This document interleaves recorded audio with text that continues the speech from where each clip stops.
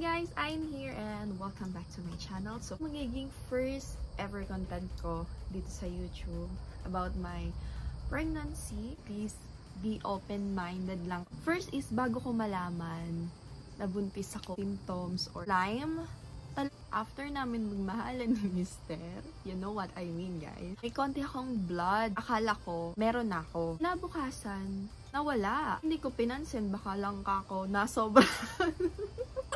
Dalawa yung linya. So ako, hindi ako makapaniwala. Sabi ko, oh my God. As in, oh my God. Totoo ba to? Totoo ba to? Totoo ba to? Kailan kasi na hindi naman kami masyadong nagmamahalan, dun pa nakabuo.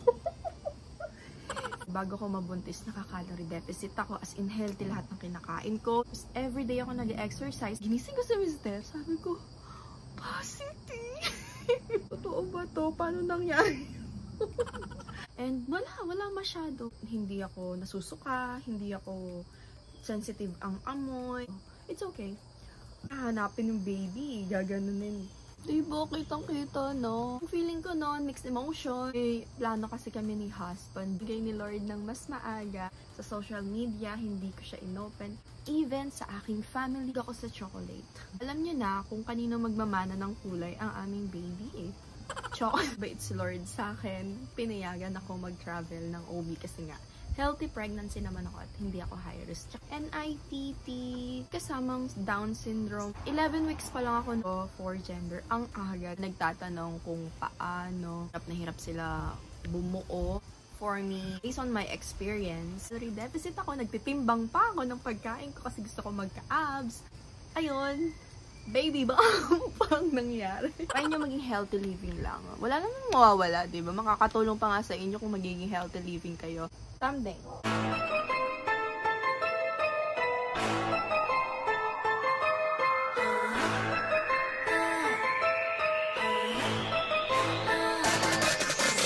Hi guys, I'm here and welcome back to my channel. So for today's video is sitting vlog tayo. I-update ko lang kayo about my pregnancy. So ito yung magiging first ever content ko dito sa YouTube about my pregnancy. Sa mga makakanood nitong video na to, please be open-minded lang kasi gusto ko lang magpakatotoo sa mga kwento at sa mga bibitawang salita ko. First is, bago ko malaman na buntis ako, ano ba yung parang symptoms or kakaiba na nangyari sa akin. Well, ang napansin ko is nag-crave ako sa sobrang asim. Yung lime, talagang pinapak ko siya ng fresh na lime, as in hihiwain ko tapos sasawsaw ko sa asin, tapos sabi ko, sarap na sarap ako. Laway na laway ako sa maasim. And bago mangyari yon is, binalisaw-saw ako. Parang naano ko, naiihi. Naiihi lagi, ganon. Para sa akin, normal lang yun. Kasi, pag naman magkakaroon ako, ganon naman ako, nag-crave ako sa maasim, sa mangga. Alam niyo yun, girls, diba? Sa mga nakaka-relate, minsan, kapag magkakaroon tayo, is para kang naglilihi. Ganon. Minsan, diba, tinatoyo ka din, ganon. Alamig. Ito na nga. Dito ko talaga. After namin magmahalan ni Mister, you know what I mean guys, may konti akong blood na akala ko meron ako. Pero nagtaka ako kasi parang ang aga naman masyado. Parang 6 days. Sabi ko 6 days sa dapat magkakaroon ako. Nagkaroon ako. Tapos ang sakit ng puson ko. And then, di nagkaroon ako ng blood. Kinabukasan, nawala siya. Sabi ko, bakit ganun? Eh di, nung una, hindi ko pinansin. Baka lang kako nasobrahan. Nasobrahan, diba? Tapos, kasi may stuck kami ng PT dito. Minsan kasi nadidelayed ako. Gawa lang, grabe yung alcohol intake ko and unhealthy talaga ako. 11 PM nun. Parang natripan ko lang. Kasi may nag-iisang PT na lang sa restroom namin. E di tinry ko. Tulog si Mister. Wala lang. Trip ko lang. Nag-test ako. Gabi yun na. Tapos, nag-test ako. Ano ba yun? Nakakatawa. Nagbabalik tanaw ako. And then, nag-test ako. Pagka ganun ko, yung dalawang guhe, lumabas yung isa. Tapos yung isa, guray-guray. Sabi ko, ano to? Error? Tapos, maya-maya, nung tinitignan ko na, hello, baby! Tapos, nag-double linya. Dala kayong linya. So, hindi ako makapaniwala. Sabi ko, oh my God. As in, oh my God. Totoo ba to? Totoo ba to? Totoo ba to? Bago ko, dito si Chanel, bago ko gisingin si Mr. Nag-ano muna ako, totoo ba to? Kasi, kung kailan kasi na hindi naman kami masyadong nagmamahalan, dun pa nakabuo.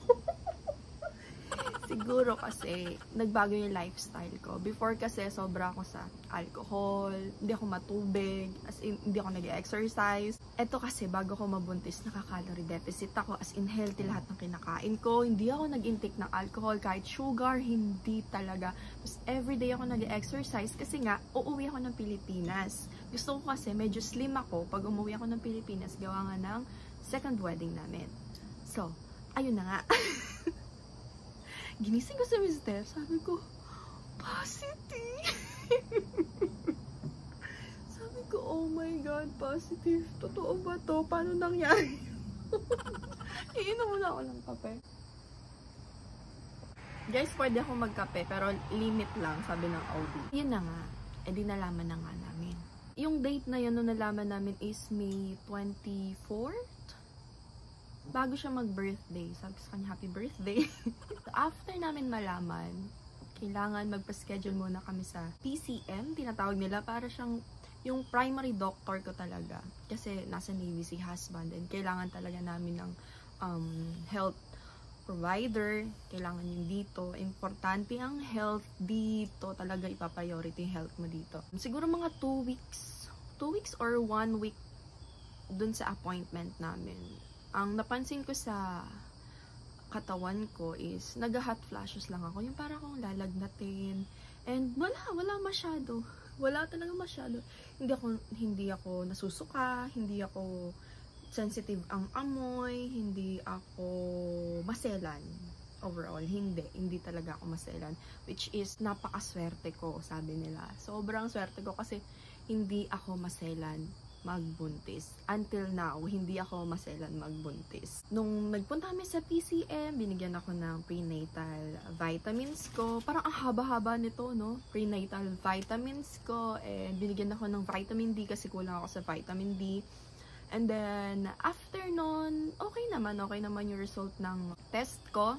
And then, next step is sa OBGYN na medyo natagalan. Siguro inabot ng 2 weeks or 3 weeks kasi mahirap magpa-appointment ng OBGYN dito kapag first time.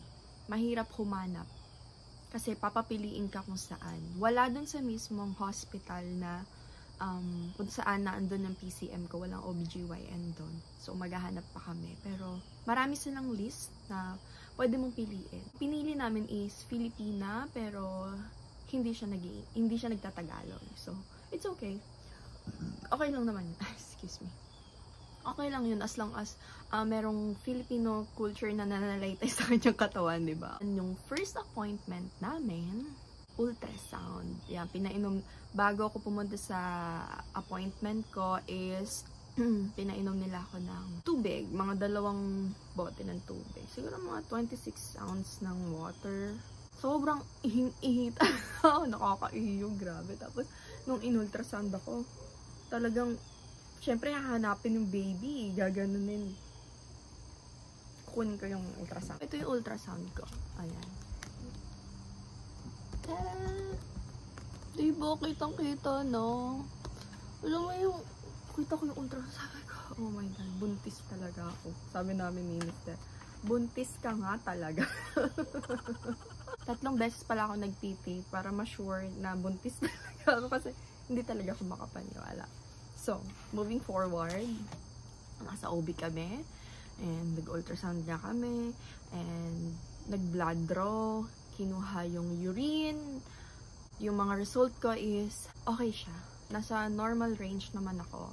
And, ayun, I'm happy with that. Kasi, normal lahat ng result ko, and hindi ako high risk, healthy pregnancy ako. And, ayan, I'm so happy. Yung feeling ko noon, mixed emotion. Siyempre, sabi ko, may plano kasi kami ni husband na after namin ikasal sa Pilipinas is tsaka kami magbe-baby. Pero ayun, binigay ni Lord ng mas maaga. 2 months before kami umuwi ng Pilipinas is binigyan na kami ng baby. So, napag-decide ko na i-keep muna sa mga friends ko or sa mga kakilala ko sa Pilipinas. Sa social media, hindi ko siya inopen. Even sa aking family, kahit sino sa Pilipinas, hindi ko pinagsabi na buntis ako. May yun na, month of May yun. Pero yung andito sa USA, like yung sa mga taga-church, sinabi ko na. Mga taga-Pilipinas, kasi nga gusto kong i-surprise sila sa mismong kasal namin, ang aming pregnancy reveal and gender reveal. Moving forward tayo, ang napansin ko sa mga cravings ko is nahilig ako sa chocolate. So, alam nyo na kung kanino magmamana ng kulay ang aming baby chocolate. Sa chocolate talaga. Hindi naman ako mahilig sa matamis dati. Talagang nakokontrol ko siya kasi health conscious ako. Ayoko kasi nung magkaroon ng diabetes. Kasi yung mother ko is may diabetes. Ayoko nang may sakit. Ayoko nang ganun. So ngayon, hindi ko talaga mapigilan ng sarili ko na kumain ng chocolate. As in, eto ang katabi ko chocolate, Hershey's. Isa to sa mga nagustuhan ko. And yung cream o ano pa ba? Basta chocolate. Mga chocolate, mga matatamis. Dati, tamis na ako sa mga chocolate. Konting ano pa lang, lalo na ice cream. Ngayon, grabe, naubos ko na yung isang malaking ice cream, yung cone rainbow cone. Naubos ko na. Basta kapag walang sugar sa katawan ko, walang matamis sa katawan ko, nangihina ako. Siyempre, iisipin nyo, pwede namang prutas, diba? Sa prutas kasi, nag-acid ako.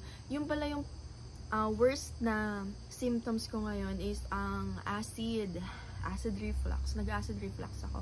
So, nagtitake ako ng gamot, yung Pepcid, or yung Tums kasi hindi siya effective sa akin. So, nagpe-Pepcid ako. Pero, tinitake ko lang siya kapag talagang hindi ko na kaya yung acid. Pero kapag yung konti lang, hindi ako nagtitake kasi ayaw ko magdepende sa gamot talaga. Ayaw ko ng ganun. Kaya hanggat kaya ko, hindi ako magte-take ng Pepcid. Bago ko umuwi ng Pilipinas, tinanong ko muna sa OB namin kung pwede ba ako mag-travel. Kasi, 'di ba, may mga pregnant na hindi pinapayagan mag-travel kasi high risk sila. Talagang sabi ko, oh my God, pag di ako nakauwi ng Pilipinas, may stress ako ng sobra kasi dumating pa lang kami dito, plano na talaga namin na sa first anniversary namin is umuwi kami ng Pilipinas at magpakasal ulit for my family.